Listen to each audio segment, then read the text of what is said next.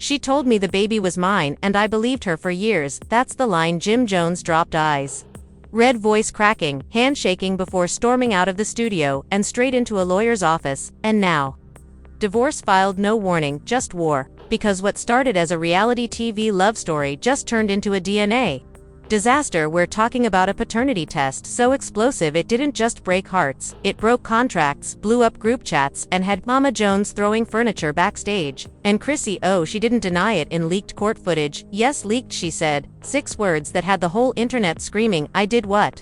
I had to. Excuse me sis, you lied about a whole baby, you faked timelines, sold wedding specials, built a brand on ride or die, all while hiding a truth that could burn Dipset to the ground. Nah, this ain't a love and hip-hop scene anymore.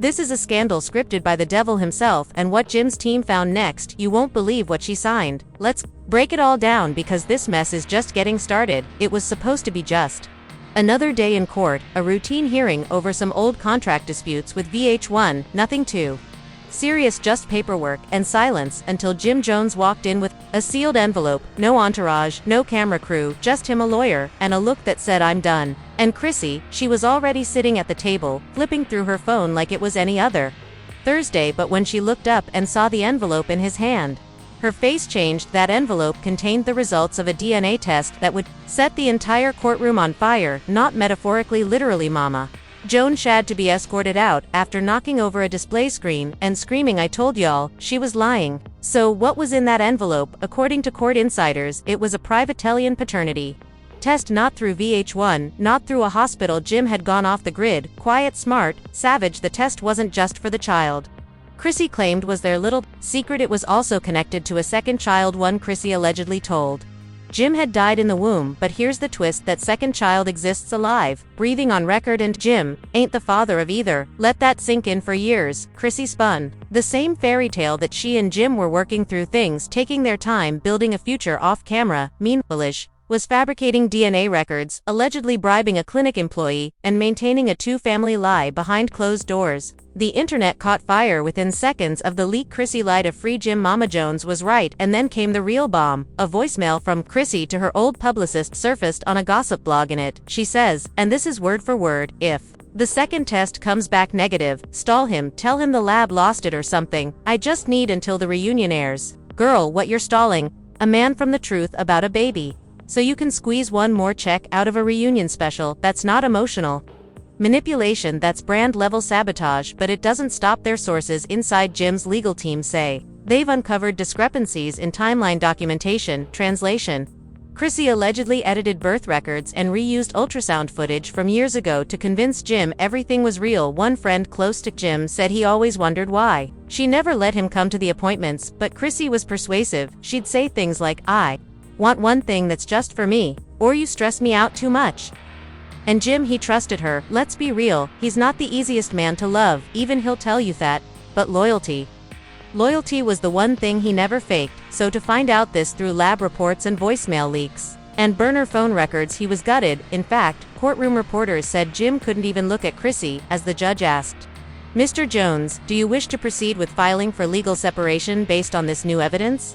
He just nodded, quiet, cold, shattered. And Chrissy, she didn't blink, didn't cry, didn't even shift in her seat. She just crossed her legs, folded her arms, and said one line that'll haunt Jim forever. It was never about the baby, it was about survival. What does that even mean? Survival of what? A fake relationship, a reality show, check, a fantasy life, built on falsified test results. Sources say this wasn't even her first time pulling a stunt like this. Word is Chrissy had a similar situation back in 2011, a pregnancy scare that turned out to be part of a larger negotiation with Production One. Anonymous VH1 employee said she knew exactly when to drop the pregnancy card when the ratings dipped, when Jim was about to walk, when Mona needed something to anchor the finale. You can't make this up.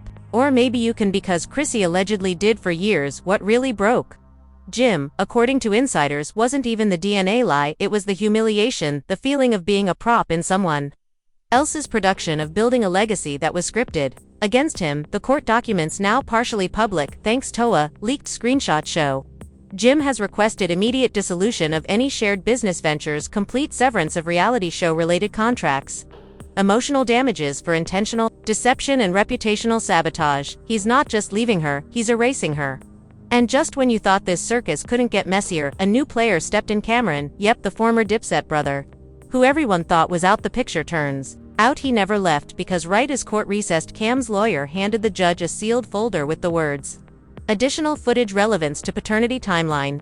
What does that mean? Let's just say the footage, which court sources say was recorded in 2018, shows Chrissy and Cam together in Miami the same weekend. She told Jim she was on a wellness retreat in Sedona, and yes, a hotel room was involved, a room and a receipt for toothbrushes. Coincidence? Jim didn't think so, and that's exactly where we pick up in part 2, where Cam's footage is played for the court, a new witness comes forward, and Chrissy's defense falls apart in real time because the DNA test was just the start. The rest, that's where it gets dangerous. The courtroom lights dimmed slightly as the projector came to life. Everyone leaned in, even the judge looked up from his bench. A grainy timestamp blinked on screen. August 14, 2018, 10:42 p.m. Miami, a hotel hallway. Chrissy, in a gray hoodie, walking with her head down, phone pressed tight to her ear. The camera caught everything. She glanced around, then knocked twice on a door. It opened. Cameron stood there shirtless, smirking. Gasps, and just like that the entire courtroom changed, because this wasn't just a coincidence anymore. This wasn't some innocent meet or old friendship.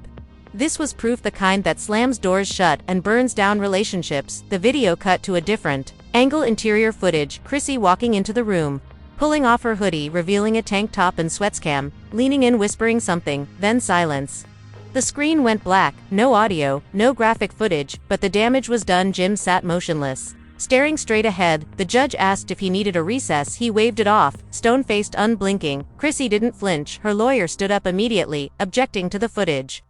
"This is circumstantial," she said. "It doesn't prove anything beyond personal interaction." The judge looked annoyed. "Your client told the court she was in Sedona on this date." Boom, that was all it took. A contradiction, a lie, on the record. And just when the court was recovering from that footage, Cam's lawyer stepped forward again with the kind of confidence that says, "We're not done." He handed over another USB. This one contained a voice memo, allegedly pulled from Chrissy's old backup account. The court allowed it. It played Chrissy's voice, calm, cold, calculated. "As long as Jim thinks the baby's his, I've got leverage. I'm not giving that up until I know where I stand with Cam." You could hear a pin drop. One woman in the back row covered her mouth.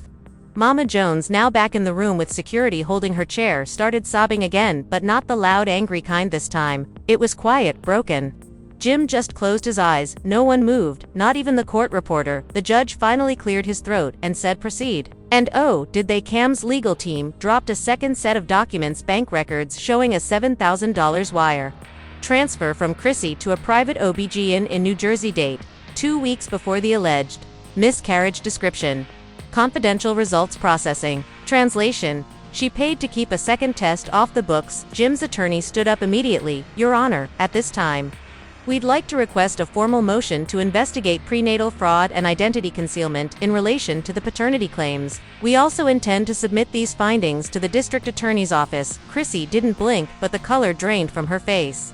Just a little. For the first time she looked human, vulnerable.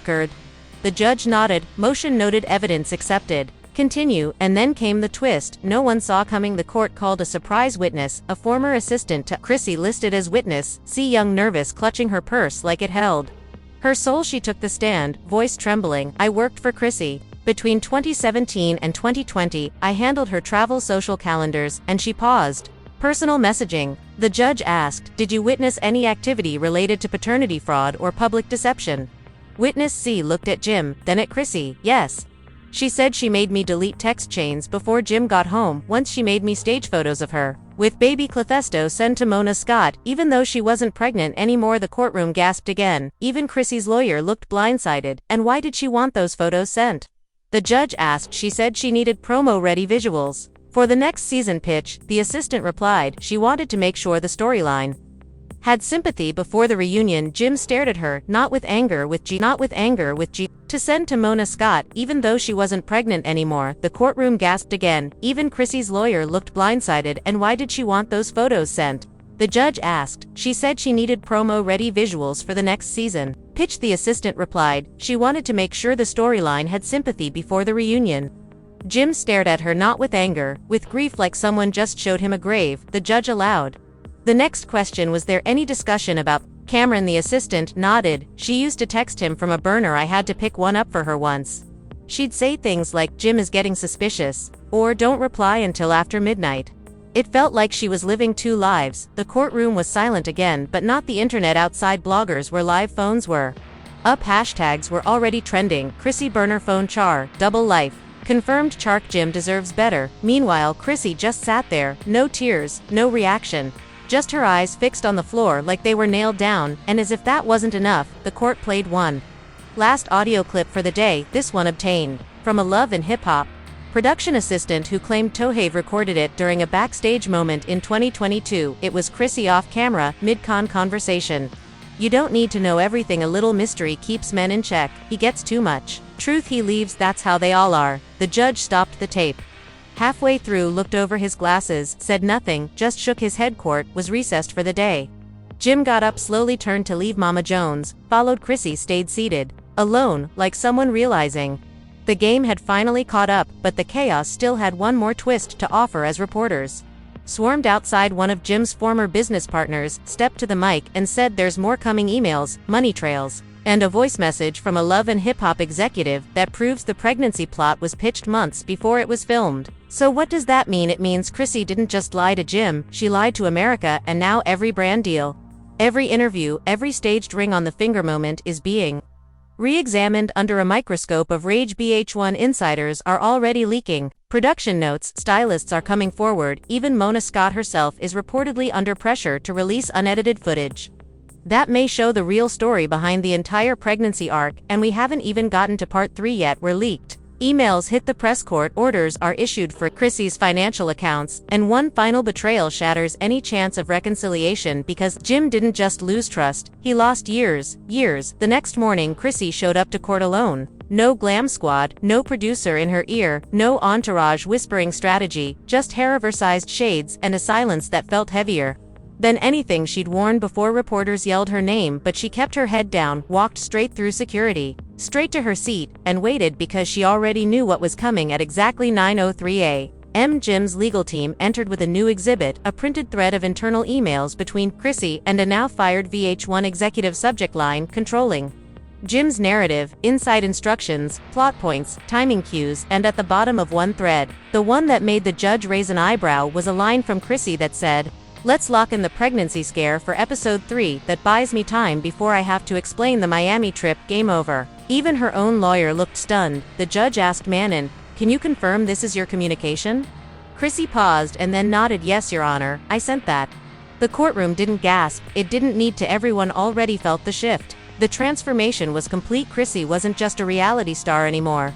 She was the villain in her own series, and Jim, he still hadn't said a word. He sat calmly watching, occasionally sipping water, almost like he was detached from it all now. Like the heartbreak was over, and this was just business. But then came the moment that broke even him. Court technician wheeled in a screen for one final piece of evidence, an authenticated timestamped iCloud voice memo from Chrissy dated 1 year ago. In the recording, she's heard talking to someone on speaker.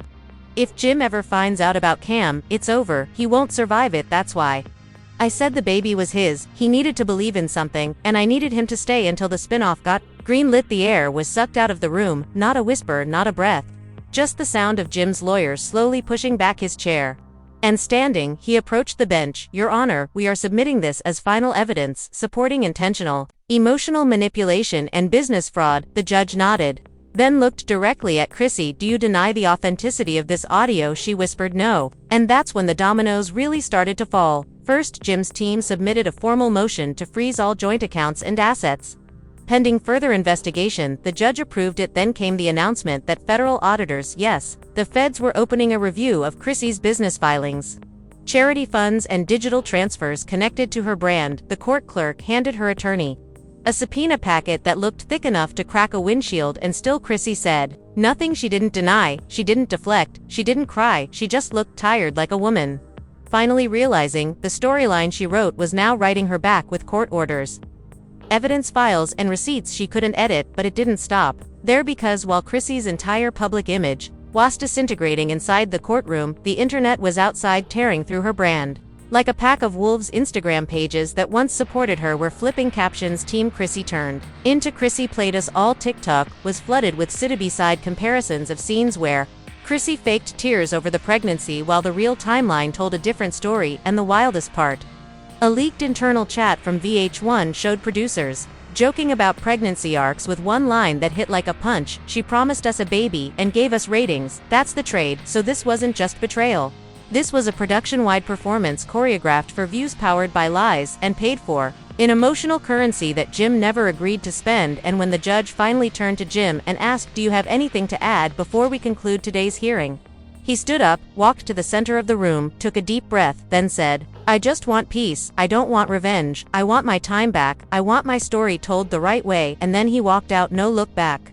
No drama, just a man leaving the wreckage of a life that was never real. But Chrissy, she wasn't done yet. As soon as court ended, her publicist, the same one who was caught in the voicemail leaks, released a statement on her behalf. It said Chrissy acknowledges the emotional damage caused. She's seeking to step away from television and focus on rebuilding privately.